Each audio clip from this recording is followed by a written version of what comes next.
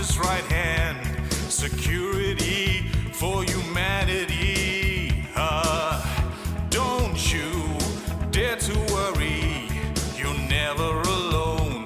He's beside you, don't worry. Trust him with all of your heart and lean not on your own understanding. Jesus never forgot about me. He calls me by my name, his goodness. Oh, taste and you'll see. Oh, taste and you will see.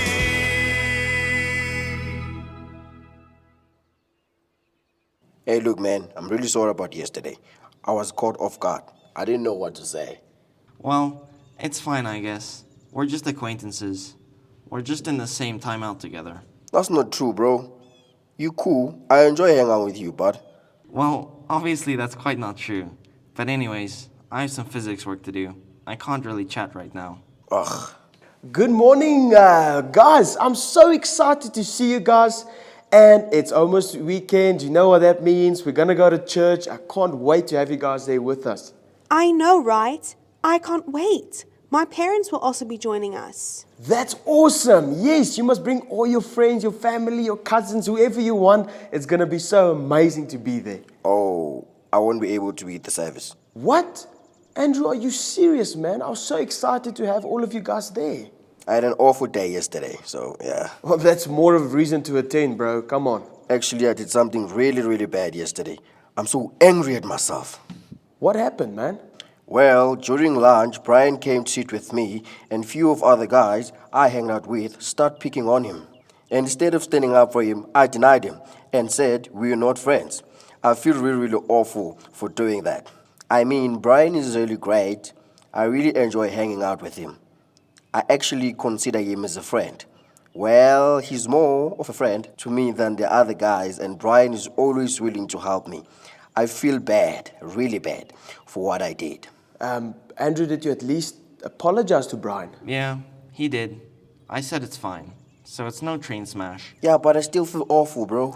This actually reminds me when Peter denied Jesus. Peter denied Jesus, like Peter the disciple, the apostle. Yes, the same Peter. That's him. No way. Yes, he did actually deny Jesus, even though he followed him for such a long time. But Jesus did forgive him. But before I go on, let me actually show you the video. The Miracle of Mercy, Peter.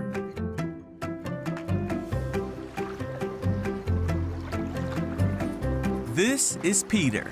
Hey-oh! Whoop! Peter was a fisherman who was called by Jesus. Hey! Peter saw the many miracles of Jesus, and he heard all of his teachings. When the time came for Jesus to die and take away the sins of all the world, Jesus had one final meal with his friends. During this meal, Jesus told his followers that the time had come for him to leave them. Huh?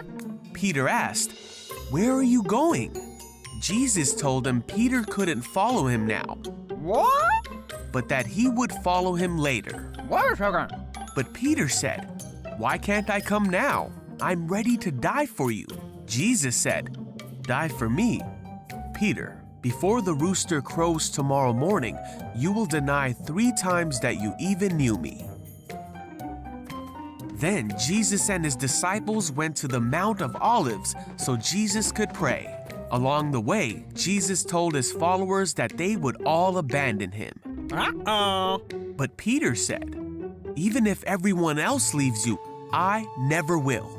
Jesus said, "Peter, this very night, before the rooster crows, you will deny 3 times that you even know me." But Peter wouldn't believe it and vowed that he would stay with Jesus until the very end. The other disciples vowed the same. Yeah, I hear. Later on that night, Jesus was arrested by men sent by the religious teachers and priests. Peter tried to fight for Jesus, and he cut off the ear of one of the guards. Ow! But Jesus healed the guard Huh? and went quietly with the captors. All the disciples scattered just as Jesus told them they would. The men led Jesus away to the house of the high priest. Peter and another disciple followed them. Peter came to warm himself by their fire. Hello. A servant girl noticed him in the firelight. Finally, she said, "This man was one of Jesus' followers." Home. But Peter denied it for the first time. He said, "I don't even know him."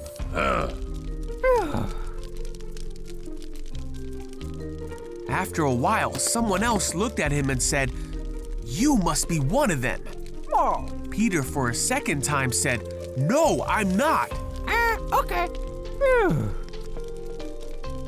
About an hour later, a man who knew the man whose ear Peter cut off said, "Didn't I see you in the olive grove with Jesus? This must be one of them. He comes from the same place as all of them." Yeah, you're right. But Peter said, No. "I don't know what you're talking about." And then Peter heard the crow of the rooster. Jesus turned and looked at Peter. Jesus' words flashed through his mind, and Peter left the courtyard weeping. Then Jesus died and was placed in a tomb. The disciples heard that he had come back from the dead. Peter even saw the empty tomb and believed that Jesus was alive again. Woohoo! And Jesus appeared to the disciples to show him that he was alive. Some of Jesus' followers were together when Peter said, "I am going fishing." Okay. So they all went out to the sea, but caught nothing all night. At dawn, they saw a man standing on the beach. Oh, hey, over here. The man called out to them and said, "Have you caught any fish?" Nope. The man said, "Throw out your net on the right side and you'll get some." Okay. So they did, and they couldn't bring in the net because there were so many fish in it. Then one of the men on the boat said to Peter, "It's Jesus." When Peter heard that it was Jesus, he swam to the shore while the others pulled in the load to the boat.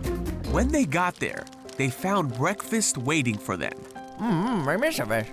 Got it.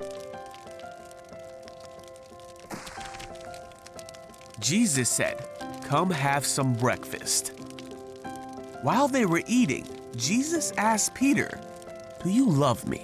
Peter said, "Yes, you know I love you."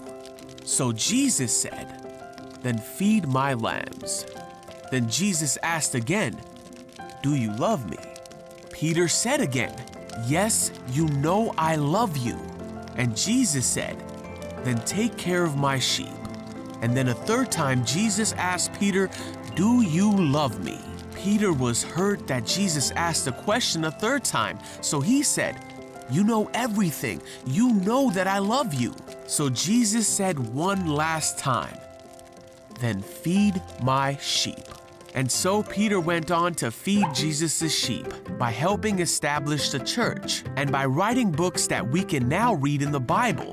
And though he denied Jesus, he was forgiven, and many came to know the love and forgiveness of Jesus through Peter.